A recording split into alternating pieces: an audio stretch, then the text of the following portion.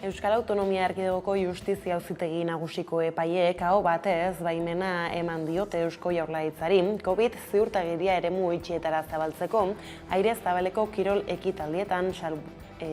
ekitaldien salbuespenarekin, eta albistea jakin ostean Jaurlaritzak iragarri du gaur bertan argitaratuko duela dekretua aldizkari ofizialean eta argitaratzeaz batera indarrean sartuko dela. Hala aurrerantzean ostalaritzako eremuetara, zentro sozio-sanitarioetara, zaharretxetara, kiroldegi eta gimnasioetara, kultur ekitaldietara eta espetxetara ere zabaldu ahalko da COVID ziurtagiriaren erabilera, beti ere azken 14 egunetako intzidentzia tasa 100.000 biztanleko 300 kasutik gorakoa bada. Arratsaldeon guztioi, salbuespen bakarra ezarri du auzitegiak aire zabaleko kirol ekitaldiak. Puntu horretan, bota du atzera Eusko Jaurlaritzaren eskaera. Hala ez du baimenik eman besteak beste futbol zelaietan osasun agiria eskatzeko. Gerosiago bueltatuko gara COVID ziurtagiriaren bueltako berriekin. Ostera, gurean gaur magazinean, Libea Milidia Eusko Jaurlaritzako gizarte politiketako sailburu ordea izan dugu, gonbidatu nagusi gisa. Izan ere, Euskadiko enpresari gazteen saria eman zuen Bart Gasteizen, Beatriz Artolazabal sailburuak hain zuzen ere, kultura sektoreko emakume enpresaburu gazte izeneko sarian. Hala sektoreko emakumen parte hartzea izan du Milibiak hizpide gurean. Gero eta papel handiagoa daukagula eta gero eta emakume gehiago ikusten ditugula sari hauetan eta beharrezkoa da. Dano dakigu, urratsak ematen ari garela, baina oraindik hainbat arlotan oso atzera gabiltzala eta oraindik argazkietan oso nabari dela enpresa baten zuzendaritza kontseilua edo beste hainbat arlotan ere, baita politikan ere batzutan agertzen dira gizonezkoak bakarrik eta nik uste dut pixkanaka urratsak ematen ari direla. Bestelako lerroburuei helduta argindarraren prezioak beste langa historiko bat igaroko du gaur asteazkenarekin eta Euskal Herriko batez besteko salneurria 211,13 euro izango da, megawatt orduan asteak zeramatzan 200 euro ingururen bueltan, baina azken egunetan gora egin du berriz eta atzean utziko du orain arteko preziorik garestiena zena, urriaren 7an gertatu zen eta orduan 208,8 euroan saldu zen. Gainera ez dirudi joera hori egun pare bateko kontua izango denik eta ez litzateke harritzeko aurrengo egunetan langa hori berriz igarotzea. Aditu gehienen ustez, eskariaren handitzeak energia berriztagarrien ekoizpen txikiagoak eta bereziki gasaren prezioaren igoerak eragin dute egungo egoera. Azken aldagai horrek garrantzi berezia du oraingoan, gasaren prezioa ere maila historikoetan baitago. Bilbon ordea Alde Zaharreko Herribera bederatzeko 3 familia etxegabetu dituzte etxebizitza eraikina jabe handi batek erosi zuen uda aldean. Bertan 5 familia bizi ziren eta horietatik 3 etxegabetuak izan dira isilpeko etxegabetzea izan delarik. Alokairu kontratua bertan bera uztea erabaki baitu jabe berriak, bere helburua izanik bizitokien balioa handitzea eta alokairuen prezioa igotzea. Bada zet sindikatuko adur Etxegorri eta nere Alkortak kaleratua izan dira gaur eguerdiko magazinean eta Alkortak etxegabetuen egoeraren berri eman du. Giltza gutxi ditugu, baina aurretik zet sindikatuarekin batera eta hainbat auzokideekin batera agerraldi bat egin dugu, pixka bat isilpeko kaleratze honen aurrean publiko egiteko eta kalean gaudela, kaleratu egin gaituztela, esateko 19 urte, nire kasuan 19 urte ondoren. Nazioarteko gaiei helduta berriz gaurtik legezkoa da marihuana kontsumitu eta hartzea Maltan. Neurri onartu duen Europako lehen herrialdea bihurtu da horrela, arauak baina baditu bere mugak. Norbanakoek ezin izango dituzte 7 gramo baino gehiago eraman eta etxean gehienez ere 4 kalamu landare hazi ahalko dituzte. Horrez gain debekatuta egongo da haien aurrean edota aurren aurrean erretzea. Europan badira antzeko asmoa iragarri duten herrialdeak besteak beste beste, Alemania edo Luxemburgo badira erabilera jakinetarako kalamua baimentzen dutenak ere herbereak kasu. Baina uharteko gobernua izan da haren erabilera legez onartzen lehena.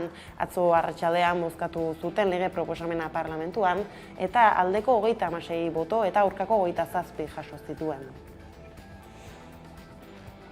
Gurera hueltan kulturan, zeinen ederra izango den fest, jaialdia aurkeztu du Zetak taldeak Peio Reparazek zuzentzen duen proiektuak iragan urtean iragarri zuen, jaialdia egiteko asmoan, leku eta kartela argitu gabe gainera, 2000 sarrera saldu zituen berehala Barakaldoko beken ospatuko da, 2022ko apirilaren 2an. Eta lerroburuekin bukatzeko kiroletan, Eurokopako kanporaketen fasari ekingo dio Lointek Gernika Bizkaiak gaur arratsaldean, Kukuroba talde turkiarraren aurka multzuen fase zaila izan dute bizkaitarrek, eta 2 norgehiagoka irabazita 3. sailkatu da Mario Lopezen taldean. Horiek horrela multzo buru bat egokitu zaio Gernikari lehen kanporaketan, aurreko fasean lehia guztiak aixa irabazi dituen Kukuroba taldea hain zuzen, Estatu Batuetako emakumezkoen NBA ligatik pasatako 7 jokalari ditu talde turkiarrak, txapelketako talde indartsuenetarikoa da beraz. Asteazkeneko kontuak horrela iritsi da eguneko argazkiari heltzeko unea. Euskal Autonomia Erkidegoko Justizia Auzitegi Nagusiko epaileek aho batez baimena eman diote Eusko Jaurlaritzari COVID ziurtagiria eremu itxietara zabaltzeko aire zabaleko kirol ekitaldietan salbu etxitan. Udane arbeok emango dizkigu jarraian neurriaren xehetasunak. COVID ziurtagiria Euskal Herri osoan indarrean den neurrietako bada. Ipar Euskal Herrian hilabeteak daramatza indarrean neurriak. Beharrezkoa da ziurtagiria edukitzea tabernetara eta jatetxeetara sartzeko. 50 lagun baino gehiagoko kultur ekintzetara joateko, kirol instalazioetarako zaharretxeetara sartzeko eta osasun zentroetan eta ospitaleetan larrialdiak ez diren gauzengatik hartatua izateko adibidez. Hego Euskal Herrian berriz aisialdirako jarduerak eta dantzarako aukerak eskaintzen dizkieten lekuetan erakutsi behar zuten ziurtagiria atzor arte. Nafarroan berdin mantentzen da neurria, Araban, Bizkaian eta Gipuzkoan aldiz Jaurlaritzak hala eskatuz esparru gehiagotara hedatu du erabilera. EAEko Auzitegi Nagusiak ontza demandu Jaurlaritzaren eskaera eta gaurtik ziurtagiria erakutsi beharko da 1.000 biztanleko intzintzen metatua 300 kasu edo gehiago duten herrietan eta hirietan ondorengo tokietan. Ostalaritzako eremuetan, gimnasio eta kirolguneetan, kirol ekitaldi itxietan, kultur ekitaldi itxietan eta erietxeetan, adineko egoitzetan eta kartzeletan bisita egitera joan ez gero. Gure asmoa ez da zigorrik ezartzea, gure asmoa da segurtasunez egin ditzagula egin beharreko ekimenak. Salbuespenak ere badira, kirol espazio irekietan, zinemetan, dendetan eta museoetan besteak beste ez dago behartuta ziurtagiriaren erabilera. Ez da 12 urtetik berakoen kasuan edota aurretik aipaturiko gunetako langileek ez dute COVID ziurtagiria erakutsi beharko. 2022ko urtarrilaren 31 arte egongo da indarrean neurria. Hala ere dekretuak zehazten du egoera epidemiologikoaren arabera egokituko dela erabakia, eta horren arabera epe hori luzatu, aldatu edo bertan behera utz daitekeela. Testuinguru honetan bizitza plataformak manifestazioa deitu du Donostian datorren larunbaterako COVID ziurtagiria salatzeko. Manifestazioa bulebarretik abiatuko da arratsaldeko 5:00. Plataformak adierazi du konstituzioaren aurkakoa dela ziurtagiriaren erabilera eta hainbat nazioarteko lege eta hitzarmen urratzen dituela. Nabarmendu dute oinarrizko eskubideak izugarri murrizten dituela, baztertzailea dela eta epe laburrera gizartea erabat kontrolatzeko abiapuntua dela.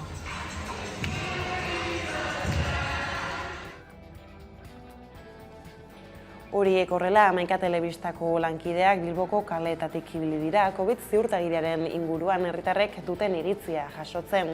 Gainera Eusko Jaurlaritzak izurriaren bueltan eginiko kudeaketa zere aritu dira bilbotarrak, entzun ditzagun.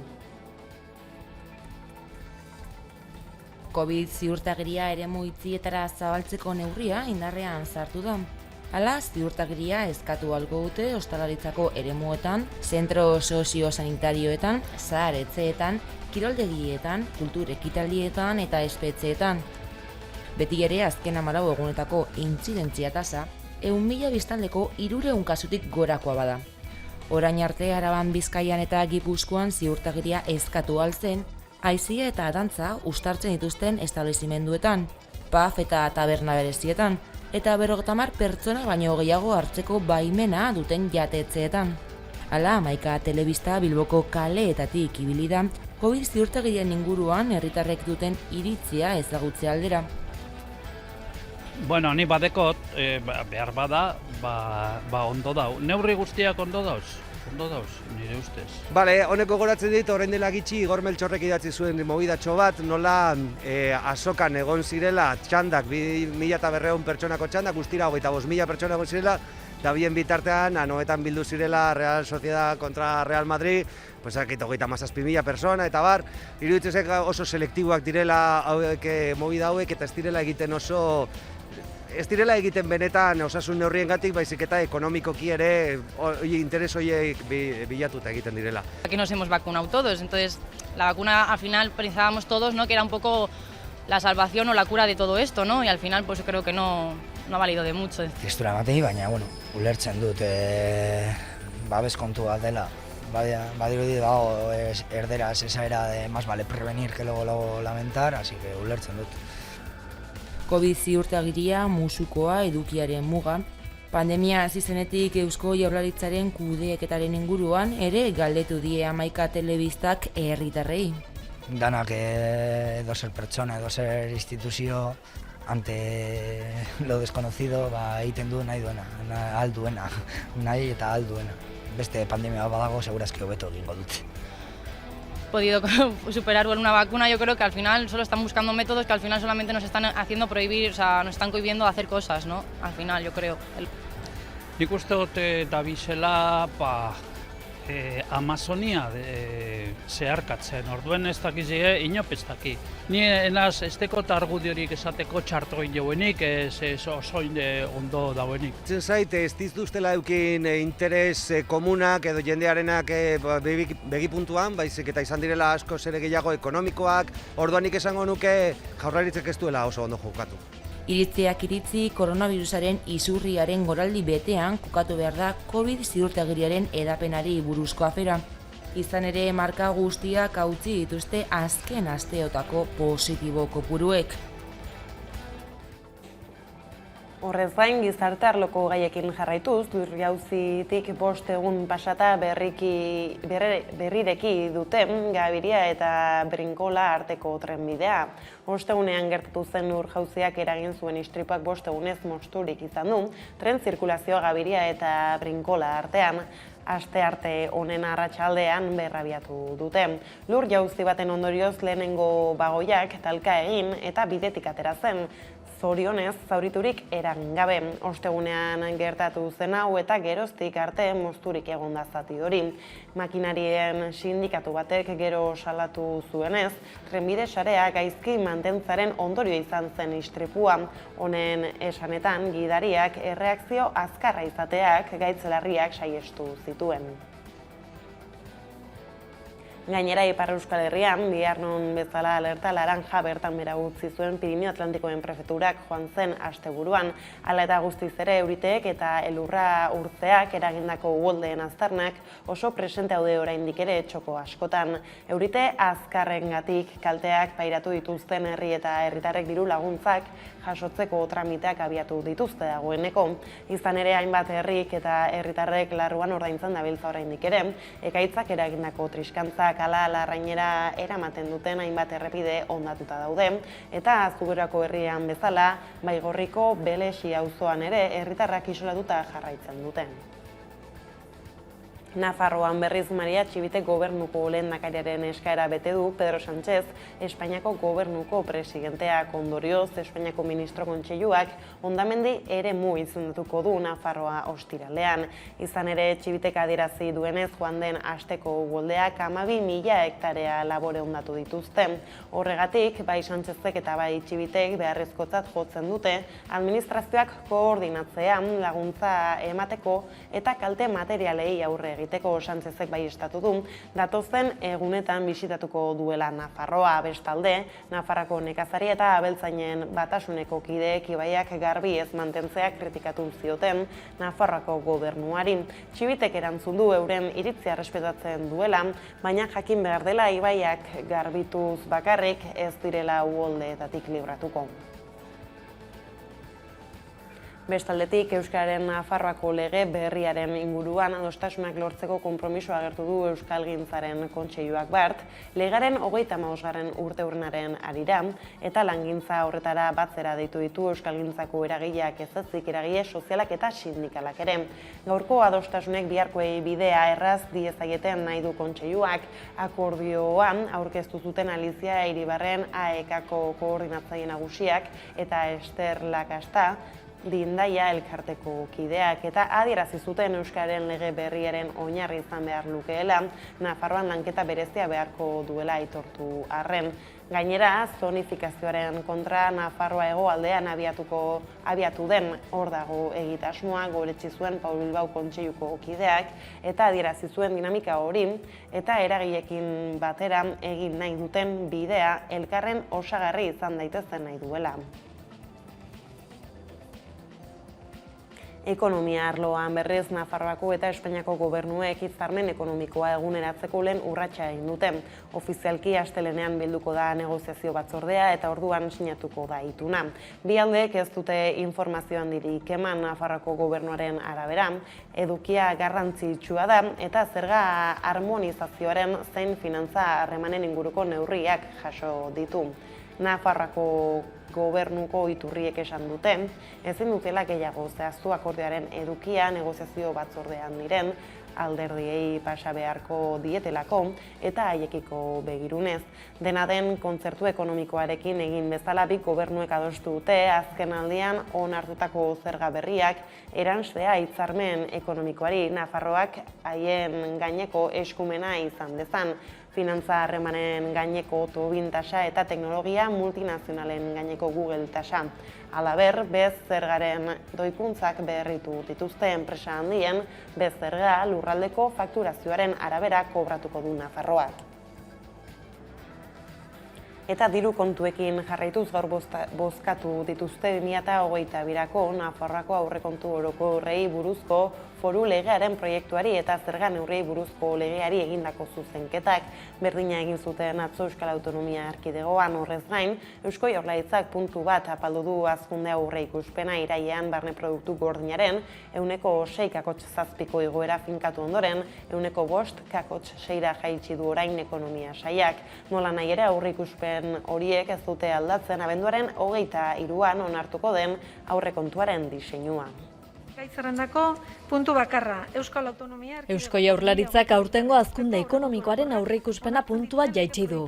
Irailean barne produktu gordinaren 6,7% igoera finkatu ondoren 5,5% apaldu du orain ekonomia sailak. Pandemiaren arira susperraldiak eragindako albondorioek osagai batzuen eskasia eta energiaren garestitza direla medio 1,1 puntu kendu dizkio Jaurlaritzak irailean finkatu zuen goraldiari. Que pasa del 6,7% previsto en septiembre al 5,6% actual.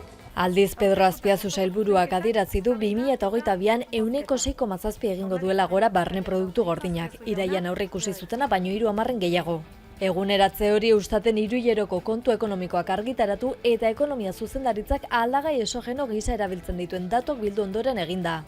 Nola nahi ere aurreikuspen horiek ez dute aldatzen Euskal Autonomia Erkidegoko aurrekontuaren diseinua. Izan ere barne produktu gordin nominalaren 9,9%rainoko igoera ere jasotzen dute. Zeinalotuta baitago EAEko aurrekontuan jasotako diru sarrerei justifikatzen dituen diru bilketarako gaitasunarekin, ekonomia sailak adierazi duenez.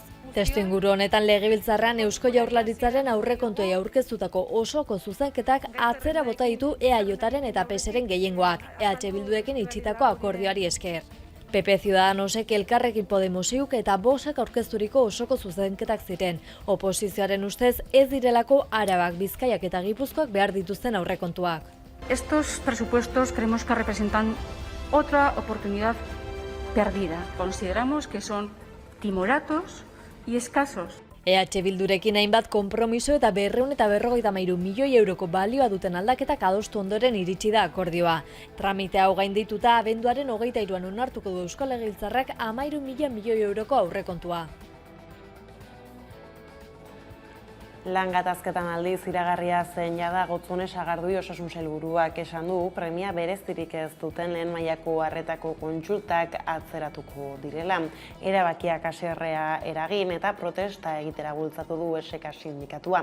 Bertako kide Imanol Rodriguez izan da magazinean gertatutakoa azaltzeko entzun dezagun. Guretzako erabaki okerra da. Ditugun beharrei kontra egiten dion erabakia. Inbertsioa gehien falta dugunean, murrizketekin datoz. Eta oso ahul dagoen lehen arretari beste kolpe bat ematean. Praktikan horrek zer esan nahi du, patologia kronikoak dituzten milaka pertsonek beste bine ere osasunerako eskubidea mugatuta ikusiko dutela. Eta gaiz aldatuta, gaur Bilboko Alde Zaharreko 3 familia etxegabetu dituzte, zehazki zonaldean hainbat etxebizitza dituen jabe batek, Erribera bederatziko eraikina erosi eta alokairuen prezioa igo eta gero. Gaurkoa ez da kasu isolatuan, hala etxebizitza sindikatuak Bilbon eginiko agerraldian ohartarazi duenez, urteak dira auzoak, kaleak eta bizitzak salgai jarri eta merkantzia bihurtu direla aiara durretan. Bilboko Alde Zaharreko 3 familia etxegabetu dituzte. Kaleratzea burutu da gainera, eraikinaren jabe berriak alokairu kontratuak bertan bera utzi dituelako. Hala, Erribera bederatziko auzokideek eta ASET etxebizitza sindikatuak prentsaurrekoa egin dute zonaldeko bizilekuen espekulazioa azalatze aldera.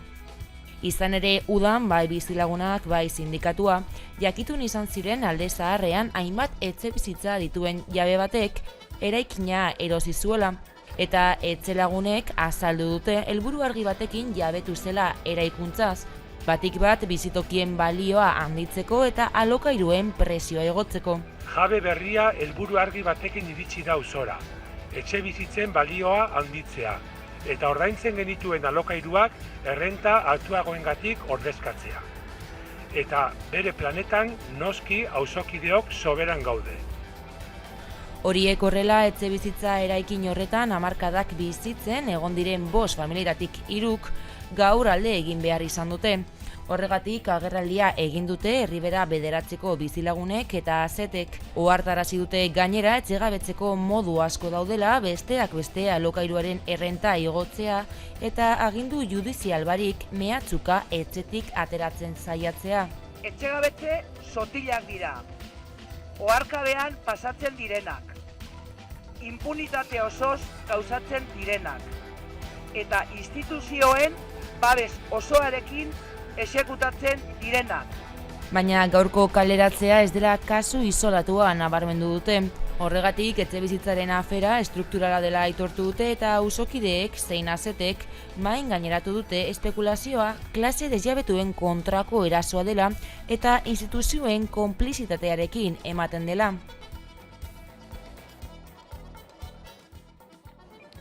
Kultur kontuetan berriz, zeinen ederra izango den fest telelopean, jaialdi berezi bat antolatu du Zetak taldeak. Iker Aginagak emango dizkigu festaren xehetasunak.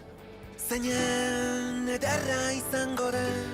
Zeinen ederra izango den fest jaialdia aurkeztu du Zetak taldeak. Peio Reparazek zuzentzen duen proiektuak iragan urtean iragarri zuen jaialdia egiteko asmoa, eta lekua eta kartela argitu gabe ere, jada 2000 sarrera zituen salduak ekitaldiak. Atzeratu behar izan zuten, eta orain parte hartuko duten zenbait talde jakinarazi dituzte antolatzaileek. Zetakekin batera, Gatibu, Iseo Andodo Sound, Zo, ETS, Maria Arnal y Marcel Bagues, Los Chicos del Maíz, Sua eta Adriana Gaulter ere arituko dira, oraindik baieztatzeke dauden beste zenbaitez gain. Ekitaldi erraldoia izango dela iragarri dute. Barakaldoko beken datorren urteko apirilaren 2an ospatuko dena. Bien por alejar el mal, mediocridad de manual, pobreza espiritual. Mundu guztiarentzako topagune bilakatu nahi dute jaialdia. Herri txikia izan arren, Euskal Herrian horrelako gauza handiak egiteko gai garela erakusten duen erakustaldi bat izango dela adierazi dute antolatzaileek. Euskal Herriko urteko musika eta gizarte ekitaldi nagusi bilakatu nahi dute jaialdi berezi hori. Esan bezala, Zetak taldeak antolatzen du. Panda Artist Management enpresarekin batera eta Bizkaiko Foru Aldundiaren babesarekin. Hala, zenbait talde parte hartzaile eta ekitaldiaren data eta lekua iragartzearekin batera, urteroko zita bilakatzeko asmoa ere agertu dute antolatzaileek. Jendea ohitu dadila, apirileko lehen larun bat guztietan lagunekin hitzordu bat izatera. Zorionekoak gordetako ametxen kutsa irekia. Eta albistegia bukatu baino lehen, kiroletan, Eurokopako kanporaketen faseari ekingo dio Lointek Gernika Bizkaiak gaur arratsaldean Kukuroba talde turkiarraren aurka. Eurokopako kanporaketen faseari ekingo dio Lointek Gernika Bizkaiak gaur arratsaldean Kukuroba talde turkiarraren aurka. Multzoen fase zaila izan dute bizkaitarrek, eta 2 norgehiagoka irabazita 3. sailkatu da Mario Lopezen taldea. Horiek horrela multzo buru bat egokitu zaio Gernikari lehen kanporaketan. Aurreko fasean lehia guztiak aise irabazi dituen Kukuroba taldea hain zuzen. Estatu Batuetako emakumezkoen NBA ligatik pasatako 7 jokalari ditu talde turkiarrak. Txapelketako talde indartsuenetarikoa da beraz. Hala ere, etxean jokatuko dute joaneko partida Gernikarrek, eta maloste betetzea espero dute. Horrek taldea lagunduko duela uste dute jokalariek, naiz eta txapelketa honetan etxean jokatutako 3 partidak galdu dituzten aurten. Jokalariak zeinzaleak, beraz, lehen garaipena ospatzeko gogoz egongo dira. 4. urtez jarraian lortu du Lointek Gernikak Europako multzoen fasea gainditu eta kanporaketetarako sailkatzea, eta eskarmentu hori ere lagun izango dute Mario Lopezen neskek. Gainera, multzoen fasean partida oso itxiak jokatzera ohitu dira, puntu gutxiko aldea irabazi eta galdu dituztenak. Turkiarrek aldiz erraztasun handiakoz gailendu zaizki aurkariei 6 partiduetan, eta lehiakortasun horretara ohitu gabe egon daitezke. Hori baliatzen saiatuko da etxeko taldea. March Roundtree eta Lashan Hicks gabe jokatu beharko dute, eta deialdia Arrobiko Paule Loroño gaztearekin osatu du prestatzaileak.